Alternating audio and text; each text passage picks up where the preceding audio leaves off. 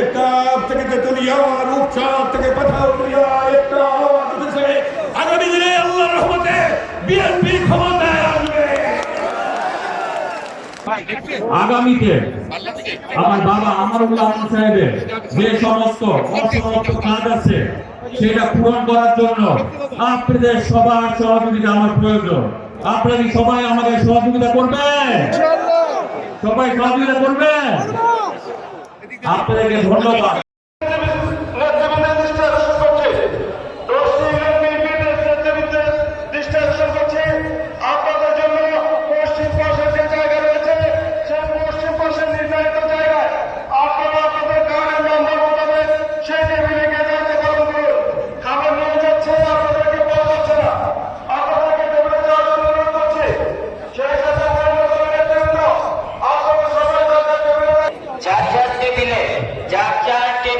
নির্ধারিত সময়ের আগে ইফতার এবং পানি পৌঁছে যাবে। 151, 52, 53, 54, 55, 56, সামনের 2টা সালে বিএনপির নেতৃবৃন্দদের কেরানীগঞ্জ মডেল উপজেলা বিএনপির নেতৃবৃন্দরা দায়িত্বে রয়েছেন, তাদের দৃষ্টি আকর্ষণ করছি। বিসমিল্লাহির রহমানির রহিম। কেরানীগঞ্জ মডেল উপজেলা ছাত্রদলের পশ্চিম ইউনিটের এবং সরকারি স্থানীয় ডিগ্রি কলেজ, আমি ছাত্রদলের সকলের দৃষ্টি আকর্ষণ করছি।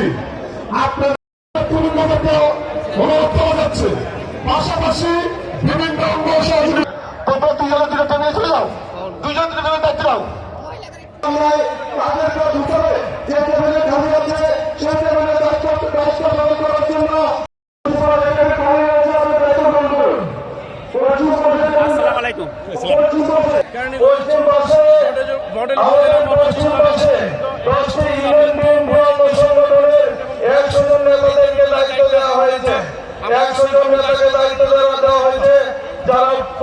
আপনারা ইতিপূর্বে অবশ্যই লক্ষ্য করছেন, আমরা দীর্ঘক্ষণ যাবৎ বাইকে আপনার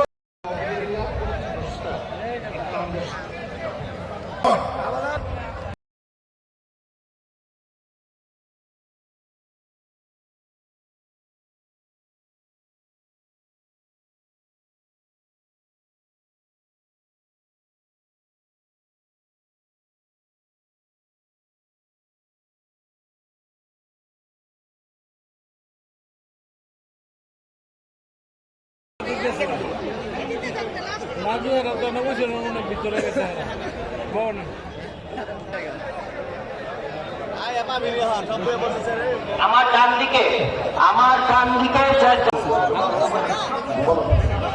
প্রিয় মৎস্যজীবী দলের নেতৃবৃন্দ, আপনাদের যাদেরকে টেবিলের কাজ দেওয়া হয়েছে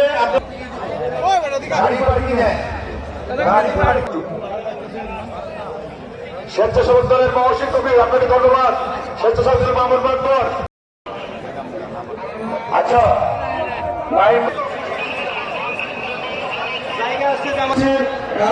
মেহমানরা, অতিথিরা, আমাদের নেতৃবৃন্দরা, আমাদের অতিথি এবং নেতৃবৃন্দ যারা আসছেন, আপনারা প্রথমে থেকে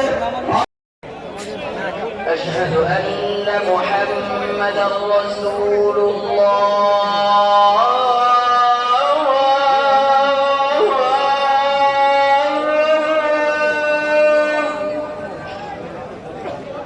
أشهد أن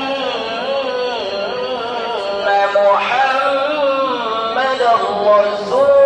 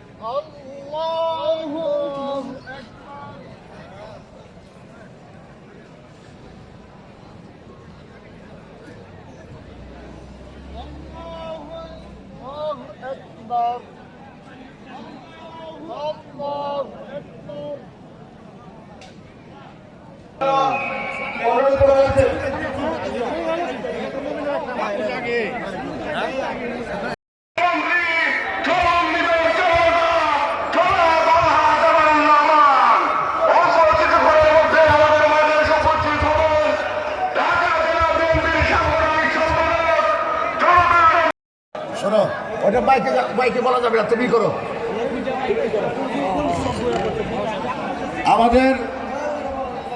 আমাদের যারা মুরব্বী আছেন, মুরব্বীদেরকে একটু বসার জন্য আমরা ছোটরা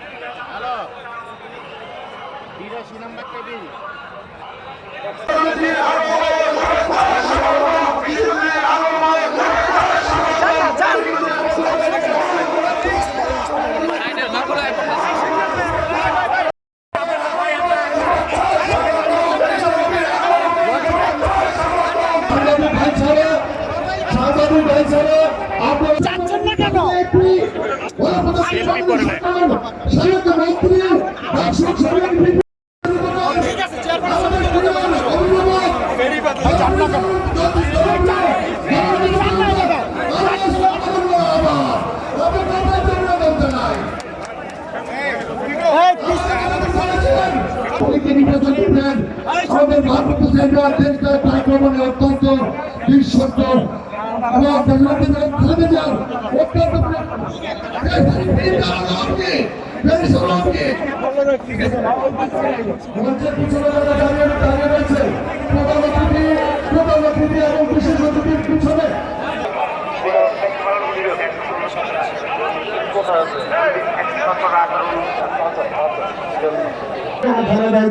প্রধানমন্ত্রী হিসেবে কবুল আর মঞ্জুর করুন ইয়া রাব্বুল আলামিন। বাংলাদেশ জাতীয় জনতা বিএনপি দান করুন, পুনরায় এমপি ও মন্ত্রী হিসেবে কবুল আর মঞ্জুর করুন ইয়া রাব্বুল আলামিন। আমাদের নেতা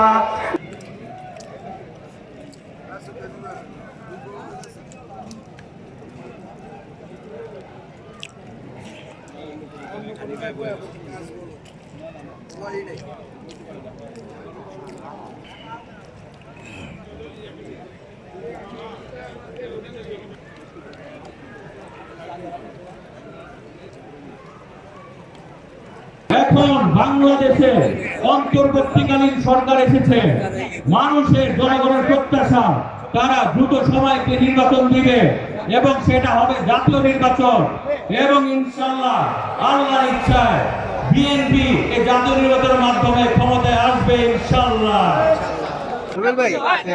ভাইয়েরা, দীর্ঘ 16টা বছর আপনারা এখানে আমাদের বিএনপি এবং অঙ্গ সহযোগী সংগঠনের নেতৃবৃন্দ আপনারা এখানে যারা যারা আছেন আপনারা আন্দোলন করেছেন, সংগ্রাম করেছেন, জেল খেটেছেন, কারাগারে গিয়েছেন, পারিবারিক ভাবে আর্থিক ভাবে ক্ষতিগ্রস্ত হয়েছে, কিন্তু আপনারা কেউ দল ছেড়ে যান নাই। এই জন্য আমি আপনাদের প্রত্যেকের প্রতি সম্মান জানাই এবং আপনাদেরকে ধন্যবাদ জানাই। আপনারা দলের দুর্দিনে ছিলেন, এখন আছেন এবং ভবিষ্যতে আল্লাহর রহমতে বিএনপি ক্ষমতায় আসলে আপনাদের মাধ্যমে যেখানে যে উন্নয়ন হবে, এই ঢাকা 2 আসন, কেরানীগঞ্জ, সামরিক চর, সাভারের 3টা ইউনিয়ন থেকে যে ধরনের উন্নয়নমূলক কাজ হবে প্রত্যেকটি উন্নয়নমূলক কাজ আপনাদের পরামর্শে আপনাদের জ্ঞানে আমরা ইনশাআল্লাহ করব ইনশাআল্লাহ। বিএনপির ভারপ্রাপ্ত চেয়ারম্যান জনাব তারেক রহমান উনি বলেছেন কোন এলাকায় চাঁদাবাজি চলবে না, কোন এলাকায় মাদক চলবে না, কোন এলাকায় জুলুম করতে পারবেন না কারোর উপরে, মানুষের জমি দখল করতে পারবেন না। কারণ মনে রাখবেন বিএনপি হচ্ছে ভালো মানুষের দল, আপনারা ভালো মানুষ, আমরা ভালো মানুষের রাজনীতি করি এবং আমাদের দলের রাজনীতি হচ্ছে জনগণের উন্নয়ন ঘটানো। অতএব সবাই এই দিক নির্দেশনা মেনে সামনে এগিয়ে যাবেন, কাজ করবেন, ঠিক আছে ভাইরা? আগামীতে আমার বাবা আমারুল্লাহ আনন্দ সাহেবের যে সমস্ত অসমাপ্ত কাজ আছে সেটা পূরণ করার জন্য আপনাদের সবার সহযোগিতা আমার প্রয়োজন। আপনারা কি সবাই আমাদের সহযোগিতা করবেন? সবাই সহযোগিতা করবেন? আপনাদেরকে ধন্যবাদ। আপনাদের সহযোগিতায়, আপনাদের পরামর্শে আমরা এই ঢাকা 2 আসন, কেরানীগঞ্জ, কামরাঙ্গীরচর, সাভারের 3টি ইউনিয়ন মিলে আমরা একসাথে আপনাদের পরামর্শে একটি মডার্ন সিটি করে ছাড়বো ইনশাআল্লাহ। কেরানীগঞ্জ একটি ঐতিহাসিক জায়গা। এই কেরানীগঞ্জ থেকে বিএনপি, এই ঢাকা 2 আসন থেকে বিএনপি কোনদিন হারে নাই। আপনারা জানেন 4 বার তত্ত্বাবধায়ক সরকার নির্বাচন হয়েছে, 4 বারই আপনারা আমাকে এমপি বানিয়েছেন। কখনোই হারার ইতিহাস ছিল না জিয়াউর রহমানের দলের, খালেদা জিয়ার দলের, তারেক রহমানের দলের, ঠিক কিনা? সেটা আপনারা দেখেছেন। এটা কেন হয়েছে? 1991 সালে যখন আপনারা আমাকে এমপি বানালেন তখন হযরতপুর থেকে খুলনা পর্যন্ত কোনো গাড়ি যেত না, যেত না। কি করা হলো? পরিকল্পনা গ্রহণ করলাম, হযরতপুর থেকে খুলনা পর্যন্ত গাড়ি যেতে হবে। শত ব্রিজ কালভার্ট করা হলো এবং রাস্তাঘাট করা হলো, ডিজিটাল টেলিফোন আনা হলো, গ্যাস আনা হলো এবং 95% গ্রামে বিদ্যুৎ ছিল না, 95% গ্রামে বিদ্যুৎ দেওয়া হলো। কথাটা ঠিক কিনা? শুরু হলো কাজ, তারপরে রাস্তাঘাট, তারপরে প্রতিটি টিনের ঘরের স্কুল পাকা হলো, বিল্ডিং হলো, হাই স্কুল বিল্ডিং হলো, জিয়াউর রহমান কলেজ হলো, 9টা কলেজ করলাম আমরা, নতুন কলেজ, এবং প্রায় 11টার মতো হাই স্কুল নতুন করলাম এবং প্রতিটি প্রাইমারি স্কুল আমরা বিল্ডিং করলাম। গ্যাস যোগানো হলো কেরানীগঞ্জে, রাস্তাঘাট করা হলো, আপনাদের জন্য করা হয়েছে। তারপরে বসিলা ব্রিজ করতে পারলাম না, আওয়ামী লীগ ক্ষমতায় চলে আসলো। 2001 সালে ক্ষমতায় আসার পরে বেগম খালেদা জিয়াকে অনুরোধ করলাম নেতৃত্ব আসলে বসিলা ব্রিজ করতে হবে। তিনি বললেন চলো কবে যেতে হবে। এই হলো ইনি এসে শুরু করলেন বসিলা ব্রিজ। মনে আছে আপনাদের? এই বসিলা ব্রিজ করাতে জমির দাম ছিল 10,000 টাকা, 5,000 টাকা শতাংশ, এর 1 কোটি, 1.5 কোটি, 2 কোটি টাকা শতাংশ, ঠিক কিনা? তারপরে বসিলা ব্রিজ হয়ে গেল। আলিপুর ব্রিজ, তিনি সেখানে আসলেন এবং ব্রিজ উদ্বোধন করলেন, সেই ব্রিজও হয়ে গেল। কুরাগের উপর দিয়ে 3বার ব্রিজ ভেঙে গেল। মধুমতি পাশে আপনারা দেখেছেন 3বারের ব্রিজ করা হয়েছে, 8টা ব্রিজ করে সেই ঠাকুরদা মোটাগান্ডার সাথে আপনার কেরানীগঞ্জের সংযোগ দেওয়া হলো। তারপরে এই যে কমিটি সাহেব বসে আছেন, ওনারা বললেন একটা হসপিটাল করতে হবে, সেখানে সেই আমিনবাজার হসপিটাল হয়েছে। আমিনবাজার হসপিটাল হয়েছে, কোনো বিদ্যুৎ ছিল না ঠাকুরদাতে। সরোয়ার চেয়ারম্যান গেলেন আমার কাছে, তখন চেয়ারম্যান বললেন যে আমাদের তো অসুবিধা, আমাদের বিদ্যুৎ নাই। আমি বললাম নিয়ে আসেন ফাইল, নিয়ে গেলাম বিদ্যুৎ মন্ত্রীর কাছে, মুশারফ সাহেবকে কাছে, সরোয়ার চেয়ারম্যানকে নিয়ে গিয়ে সেখানে সমস্ত বিদ্যুৎ পাস করিয়ে সেই ঠাকুরদাতে বিদ্যুৎ দেওয়া হলো। তখন কিন্তু আমাদের এলাকার মধ্যে পড়ে নাই, তখন ওই কাজ আমরা করেছি। তার পরবর্তীতে আপনি জানেন সেই কাজ চেয়েছি কেরানীগঞ্জের জন্য বেগম খালেদা জিয়া দিয়েছি এবং বেগম খালেদা জিয়া না করেন নাই কেরানীগঞ্জে। সেইভাবেই আপনারা ভোট দিয়েছেন, সেইভাবেই প্রথমবার 32,000 বেশি দিয়েছেন, দ্বিতীয়বার বিনা প্রতিদ্বন্দ্বিতায়, তৃতীয়বার 72,000 বেশি, চতুর্থবার 82,000 ভোট বেশি দিয়ে আমাকে আপনারা এমপি বানিয়েছিলেন। 82,000 ভোটের ব্যবধানই ছিল আপনারা বানিয়েছিলেন। তার পরবর্তীতে হাজার হাজার ছাত্র জনতাকে হত্যা করলো শেখ হাসিনার নির্দেশে। 57 জন সেনা কর্মকর্তা হত্যা করেছে শেখ হাসিনার নির্দেশে। এবং বাংলাদেশে যত হত্যাকাণ্ড হয়েছে, গুম হয়েছে, শেখ হাসিনার নির্দেশে হয়েছে। আজকে কি হলো? শেখ হাসিনা এই অন্যায়, অত্যাচার, জুলুম, নির্যাতন করে, টাকা পাচার করে, লুটপাট করে বাংলাদেশে কে একটা সেই তলাবিহীন ছুরি বানিয়ে ফেললো। সেই বাংলাদেশকে আর উঠতে দেবে না। সে পরনির্ভরশীল হয়ে সে নতজানু পরিস্থিতির রাজনীতির মাধ্যমে ভারত যা বলতো তাই তিনি করতেন। এবং সর্বশেষ যখন আন্দোলন চূড়ান্ত পর্যায়ে তিনি বললেন শেখ মুজিবের মেয়ে পালায় না, বলছিলেন তিনি। একদিন পরে দেখলাম তিনি শুধু না, তার গোষ্ঠী সহ পালিয়ে গেল। দেখেননি আপনারা? পালিয়ে গিয়েছে। এখন আবার ওই ভারত থেকে উকি চুকি মারছে, বলছে তিনি নাকি আবার আসবেন। শেখ হাসিনার 57 সেনা কর্মকর্তা হত্যার দায়ে, গণহত্যার দায়ে, ছাত্র জনতা হত্যার দায়ে, বিএনপি নেতাকর্মী হত্যার দায়ে, ইলিয়াস আলী গুম হওয়ার দায়ে শেখ হাসিনার কতবার যে ফাঁসি হবে তার হিসাব নিকাশ। অতএব বাংলাদেশের জনগণ শেখ হাসিনাকে আর কোনদিন সুযোগ দেবে না। এই বাংলাদেশে শেখ হাসিনার কোন দিন আসতে পারবে না। কি আসতে পারবে না? তার বিচার তো শুরু হয়ে গেছে। তার মন্ত্রী পরিষদে যে খুনিরা, তাদের বিচার শুরু হয়ে গিয়েছে। এই বিচারে আওয়ামী লীগের নেত্রী শেখ হাসিনা সহ তার মন্ত্রী পরিষদের সদস্যরা যাদের নির্দেশে হত্যাকাণ্ড সংঘটিত হয়েছে, তাদের বিচারে বাংলাদেশের মাটিতে হবে। কেউ ঠেকিয়ে রাখতে পারবে না। অতএব শুধু তার নয়, আজকে 2-3 দিন যাবার টেলিভিশনে দেখছেন যে তার ছেলে, তার মেয়ে এবং তার গোষ্ঠী এবং তার পরিবার কি ধরনের লুটপাট করেছে। হাজার হাজার কোটি টাকা লুটপাট করে নিয়ে গিয়েছে। এর বিচার হবে। তাই আজকে আমি আল্লাহর রহমতে একটা থেকে তেতুলিয়া, রূপচাঁদ থেকে পাঠাউলিয়া একটা আওয়াজ উঠেছে। আগামী দিনে আল্লাহর রহমতে বিএনপি ক্ষমতায়